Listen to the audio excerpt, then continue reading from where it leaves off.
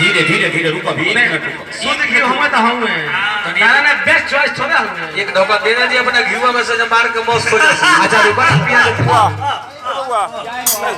पियान तो ना कहू जे मियाजा मस्त हो जाए उनको मजा आए हमरो मजा आए। शांति बड़ी बढ़िया बड़ी सुंदर बड़ी नीक लागल विद्वान के नगरी है इतना लोग हम यहाँ के माने सुभाष सागर जी शब्द से संबोधित करी। हाँ जी एगो बात कही कि रौरा सागर ही तबो कही कि रौरा सागर है कि गागर है क्वालिटी देख। हाँ महाराज यहाँ के हमरा के का कनी है माल नीमन राखे तो दूध मिली खाए के पहिला पोषण का कुछ ना भेटाई आहे चौपट चपाट के ओकरा बाद चोट्टा बेहुदा बेसरम पागल कुकुर दांत चिरबा का करबो का जो कोनो जानवर के गोबर कामे ना आई जानवर के गोबर ना होला तो इज्जती बेइज्जती आ हमरा मुंह में यहाँ के बिना छीलले बांस पागल बे सब लोग सुननी है नु पागल बे सब लोग सुननी है नु पागल है का सुनने मत बोलोगी हम एकरा पहले कुछ नहीं की बोलो। हाँ अब यहाँ के जानता नहीं बरियार ऊपर के कब मारे के ना चाहिए लेकिन अबारवा बान ओकरा मरवावे भइल ओकर बान कब हेने जाई कब होने कूदी कब होने नाचे कब हेने करियाई कब होने चकोटी ओकरा मरवावे तो यहाँ के मरवावे के जब मन कइले बा तो हम तो मरबे माने बात से बात से एने ओने ना तो अभी यहाँ के जावना लेखा बोलल बानी हम बोली नु लोग ना देश देख तू बानी बोली नु अब तो रुक सुबास सबसे पहले हिंगा के घी पियाई अपन जे चुपासी हमरा के बोलत रहो कादू राव उ कादू केरा अपन कादू घी में भुजी है तो पहले कढ़ाई लेबा तब ने अपना घर से केरा हरा पूछत रहो उ केरा तहर माई ना खाली शादी रे तहर बहिन ना खाली हां हे पूरा संसार के लोग केरा रे आ भागा केरा के प्रसादी के ना खाला अरे इनका के ना खाला लो सब दमा ओई से केरा का शिकायत करता रे हर भागा दमा भाई देखी भैया कौन हो देखिए ये बेस वाला माइक लागत लेकिन अंता को एगो और बात कहत नहीं राजू बैकर खाली रहो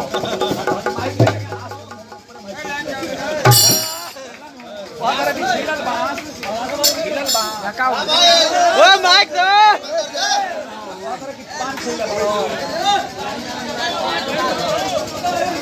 माइक दे टाइम देख लें लोग 10 मिनट हो जाएगी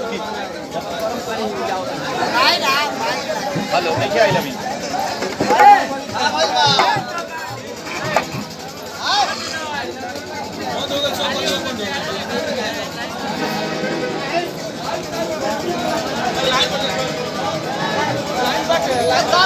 लाइन पे गोली जोड़े का तला मुझे स्टॉप करे वाला बात हेलो सैयारी भैया के लिए इतना टाइम में हम मदद पा ले लोग नीमन बात कही मिलल हो यहाँ के हमरा मुंह में बिना छिलले बांस घासत हां बांस मुंह में ना घासला का कही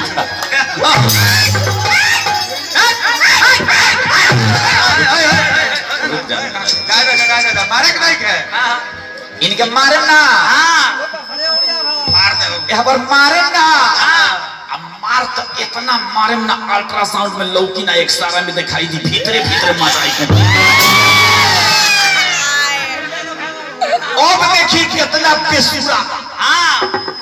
अपने घर के शिकायत है समाज के बीच में कौन सी भाई समझनी कसाई निकलो अच्छा अकादुन रुपया समझनी पाई निकलो अकादुन कांच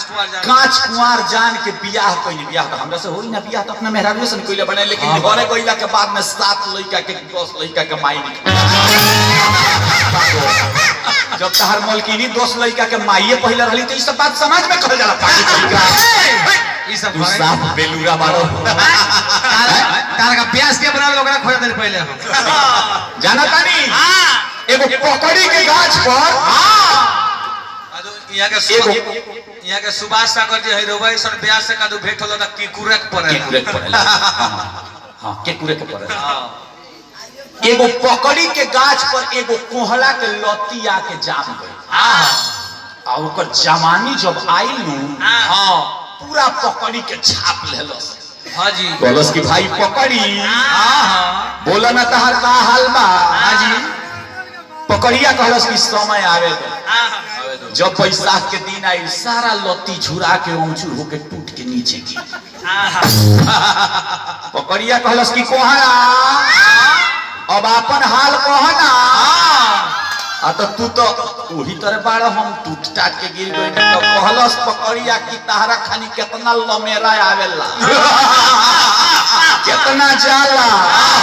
तू आइला तहार खानदान आई तहार पूरा इतिहास आइला जब ओकर समय आवेला छापेला हम यही तरह के हितर मानिए पूरा जाने झरमट के ये के बाबा है ई कुरु क्षेत्र हो ई चोर ना हो ई नेशनल हाईवे हो ई चोर ना हो सुभाष सागर चुन्नू बाबा से 2 गोला लड़ल दाल भात के कवर ना हो सीसी खानी चनक जइबो पास खानी चनक जइबो माह रेलाई तहार करन जे घरे जाते जाते साफा से अरे उस समय के जाइए तो हम बेस्ट चॉइस का हुई बेस्ट चॉइस कहां जाइए बेस्ट चॉइस पतई खानी सोर जइबो पुआला खानी सोर जइबो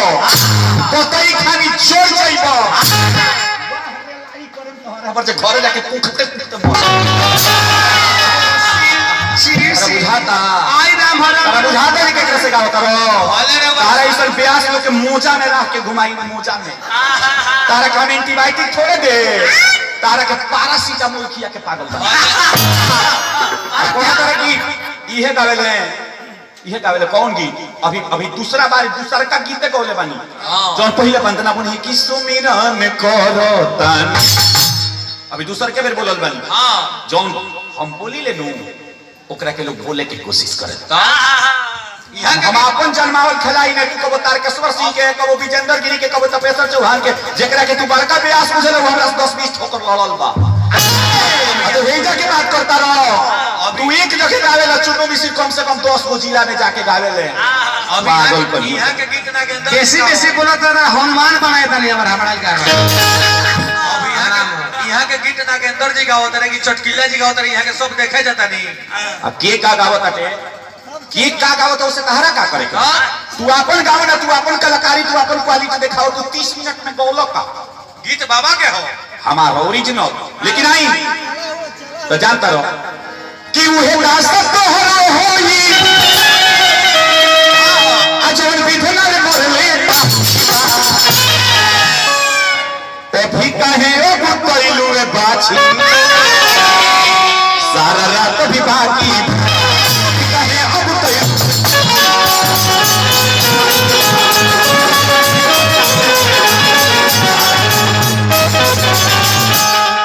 अनमोल जिंदगी मिलल बा एकर न कोनो ठिकाना बा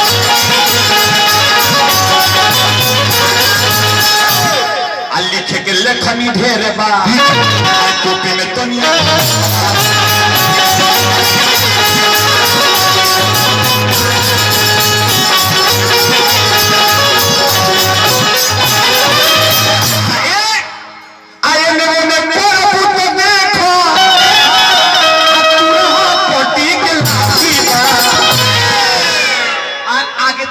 गुलबेदी सोचो जी मुट्ठी में डाल हो गया हट अजिकिया ने बताओ होश जब से मैंने अपना संभाला है मुकाबला किया बड़े बड़ों का मैं लेकिन आज तो पढ़ाई के हिजड़ा से पाला श्री प्रदीप पटेल जी वाह वाह 151 रुपए के न्योता लगाऊंगा मुखिया जी दे दी प्रमुख साहब दे दी अरे ये भीख मांगता नहीं ए ब्यास जी सबके होगा बात छोड़ी हमरा हुआ पर बड़ी माया लागता कम से कम एक ढक्कन हुआ के घीवा पर पियाज दे अरे घी के अब बताई शुद्ध घी माने घी पूजा पाठ होला। अच्छा केकरा घरे पूजा पाठ होला तो केरा के प्रसादी ना बताई लोगन तो केकरा घरे पूजा पाठ होला तो में गाय के घी ना लागेला। अब ये इतना पागो